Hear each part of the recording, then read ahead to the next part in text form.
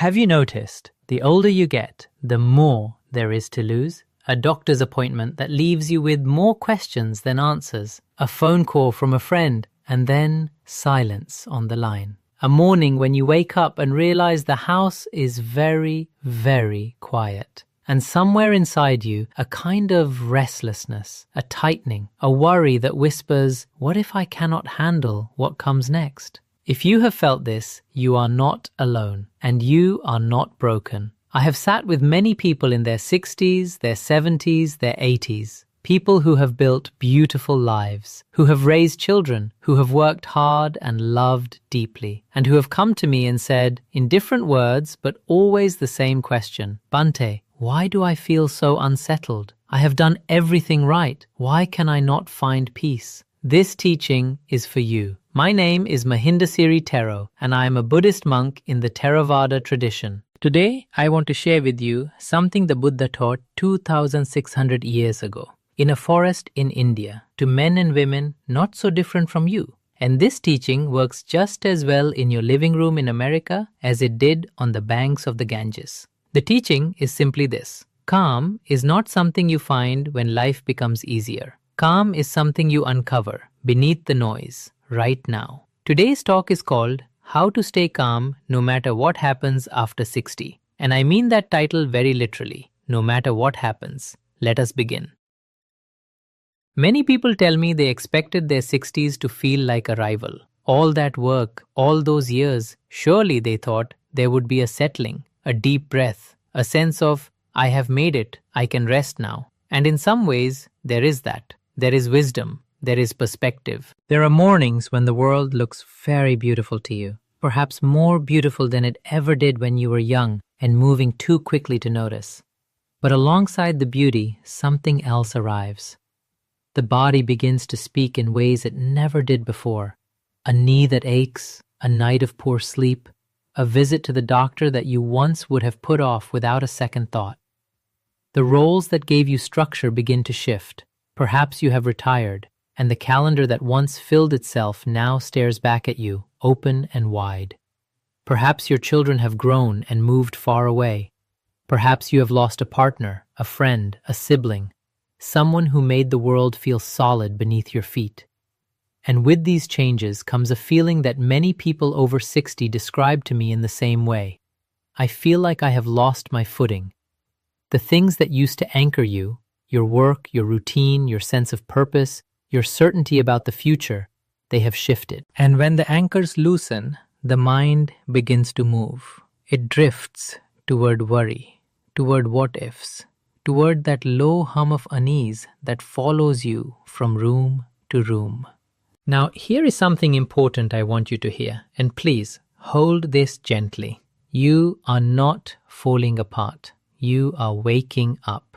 In Buddhism, we have a word, dukkha. It is often translated as suffering, but that word is too heavy. A better translation might be the subtle, persistent unsatisfactoriness of clinging to things that change. And what your 60s are showing you, often for the first time with full clarity, is that everything changes. Everything. Your body, your roles, your relationships, your sense of who you are. Younger people feel this too, of course, but they often have enough noise and motion to avoid looking directly at it. You, at this stage of life, are being invited to look directly at it. That invitation, though it does not always feel like one, is one of the most profound gifts the later years can offer. The question is, what do you do with it?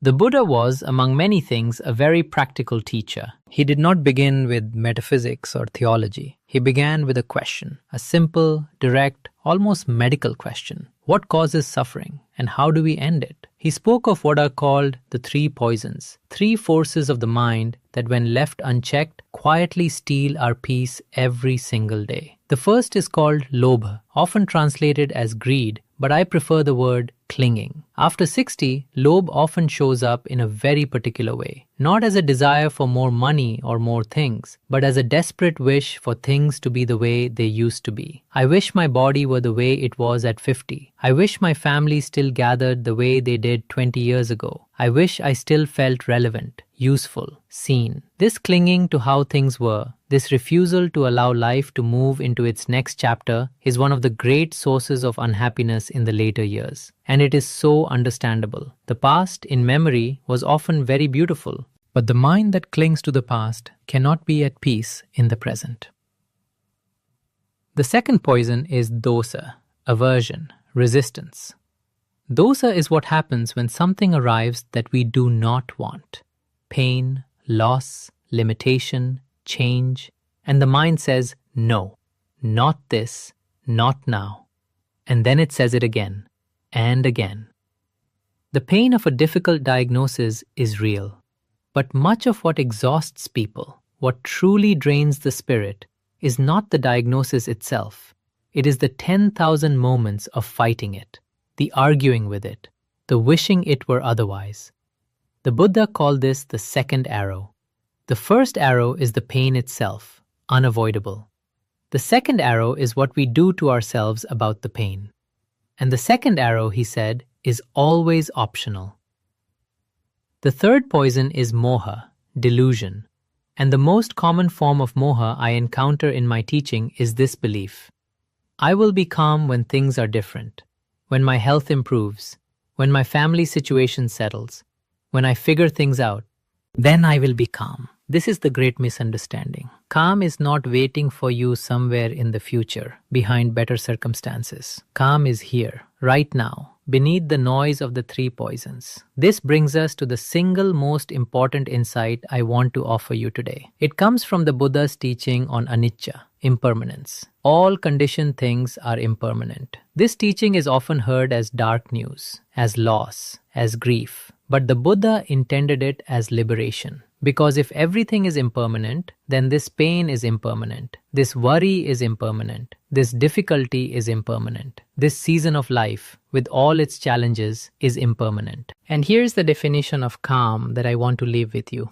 Not just for today, but for the rest of your life. Calm is not the absence of difficulty. Calm is the absence of the fight against difficulty. When you stop fighting what you cannot stop, when you stop adding the second arrow, something opens. Not immediately, not always easily, but it opens. And that opening is what we are going to cultivate together today. I am going to offer you 4 practices, 4 refuges that you can return to anytime, anywhere. No meditation cushion required, no incense, no prior experience, just you, exactly as you are. The first refuge is the one you carry everywhere. You were born with it. You have used it every moment of your life.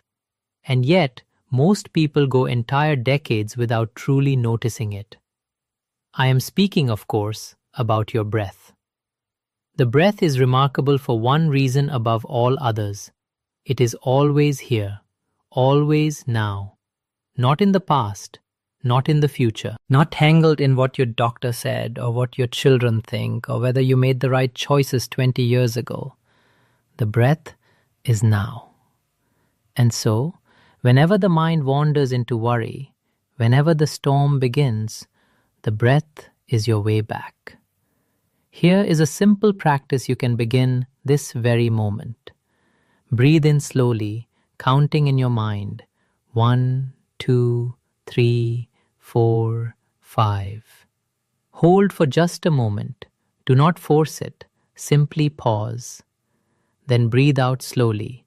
1, 2, 3, 4, 5, 6, 7.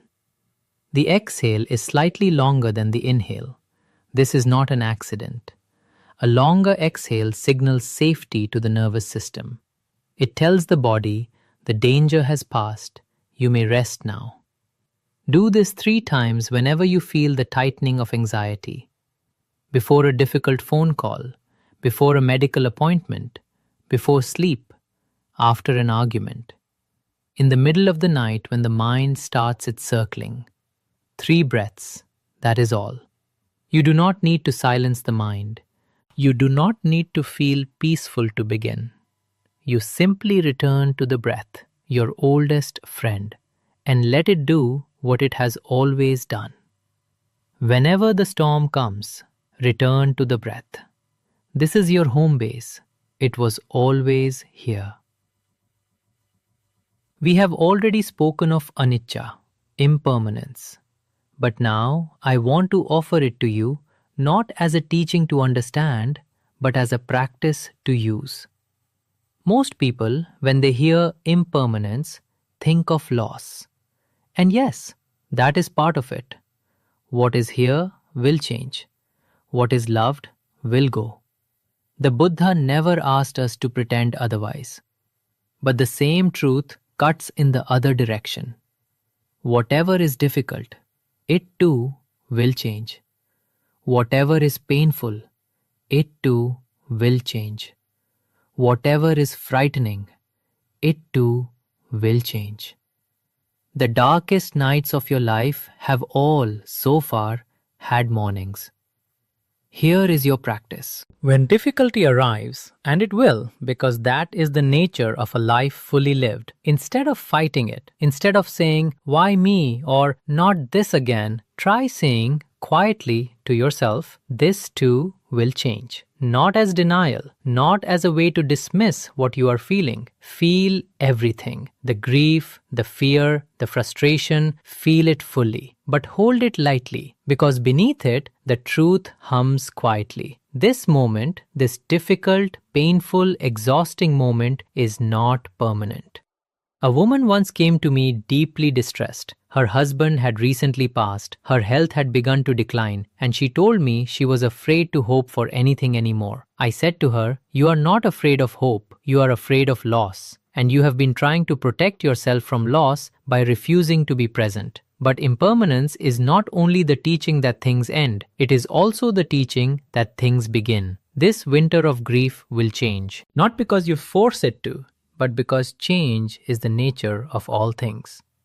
She sat with that for a long time, and the next time she came to see me, she said, "I planted tomatoes." Small things, new beginnings, that is impermanence working in your favor. Of all the people in your life, who do you judge most harshly? For most people over 60, if they answer honestly, the answer is themselves. Decades of accumulated should-haves and could-haves. Regrets nourished in the small hours. A critical inner voice that holds you to a standard you would never apply to someone you love. In Buddhism, this is one of the most overlooked forms of suffering. Because if you are at war with yourself, no outer peace will ever be enough. The third refuge is metta, loving kindness. And I want to begin it today with you. Metta is a Pali word that means something like loving goodwill, an unconditional wish for well-being. In its traditional form, it begins with oneself, not out of selfishness, but out of simple recognition. You cannot pour water from an empty vessel. You cannot offer peace to the world if you have none for yourself. Here is the practice. I will say the phrases slowly. If you are in a safe place, you may close your eyes. Place one hand gently over your heart. Feel the warmth of your own hand, and silently or quietly aloud, repeat these words. May I be well. May I be happy. May I be at peace. May I be free from suffering. Say these not as a demand, not as a prayer for things to be different, but as a simple, gentle offer, like offering a glass of water to someone who has been walking a long time. You have been walking a long time. You deserve this kindness from yourself. You can extend metta outward in time, to those you love, to those you find difficult, to all beings. But always begin here. Always begin with yourself. Because the calm you are looking for, it lives in this space of self-compassion. Not in circumstances, not in other people's behavior. Here, in the simple, radical act of wishing yourself well. Some people hear the word meditation and immediately imagine an hour on a cushion in silence with a perfectly quiet mind. And that image, however beautiful, stops many people from ever beginning. I don't have time. My mind is too busy. I tried once and I couldn't do it right. I want to offer you something different. Calm is not built in long formal sessions. Calm is built in small moments, accumulated like water in a bowl. One drop, then another, until one day you notice the bowl is full. Here is how this works in real life.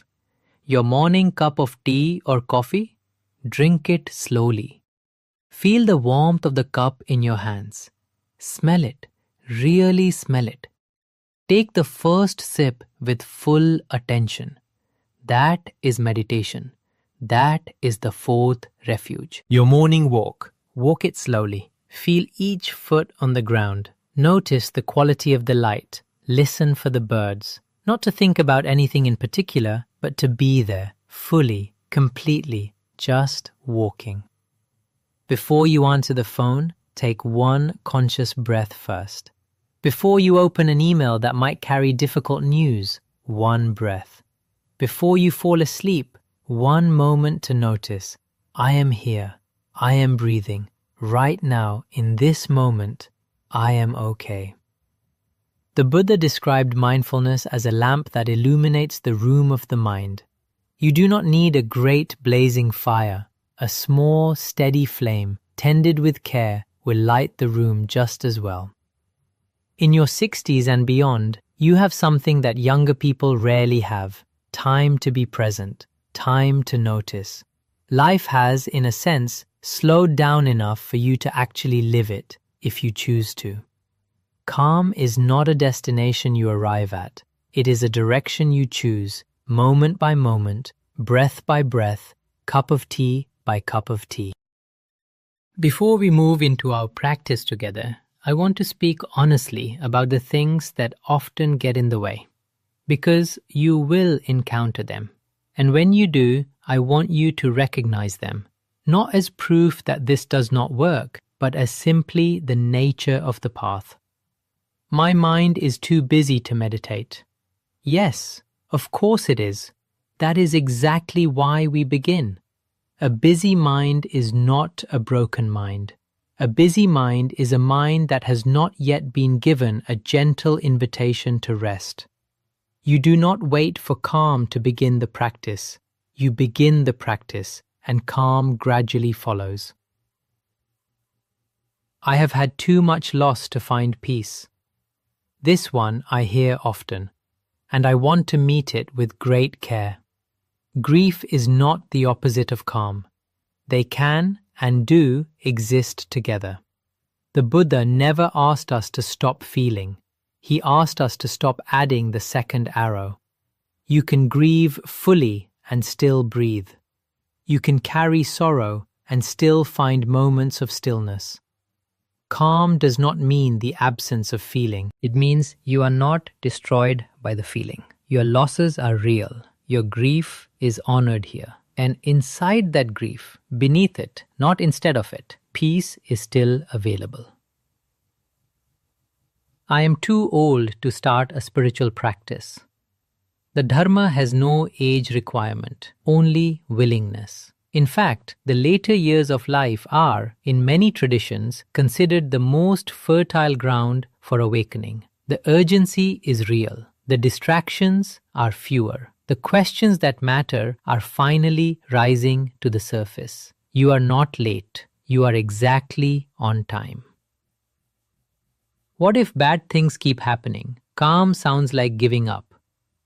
Calm is not passivity. Calm is not surrender. Calm is the ground from which wise action grows. Think of a surgeon. You would not want one who was panicking to operate on you. You would want calm hands, a clear mind. Calm does not remove the difficulty. It gives you the clarity to meet it wisely. It is not protection from life. It is what allows you to walk through life with your eyes fully open and your heart still soft. Let us practice together now. If you are able, find a comfortable position, either seated or lying down. Let your hands rest gently in your lap or at your sides. You do not need to do anything perfectly. There is nothing to achieve here. Gently, without forcing anything, allow your eyes to close. Take one slow breath in and let it go.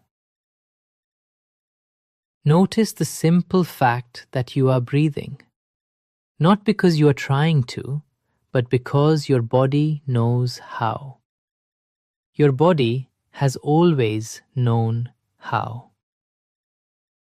Now, let your attention settle on the breath, not controlling it, not changing it, simply noticing in and out, in and out. If thoughts arise, and they will, that is fine. You are not failing. Thoughts are what minds do. Simply notice them the way you might notice a cloud passing overhead. And then, gently return to the breath. Now bring to mind something that has been weighing on you recently. A worry, a fear, a source of sadness. You do not need to solve it or push it away.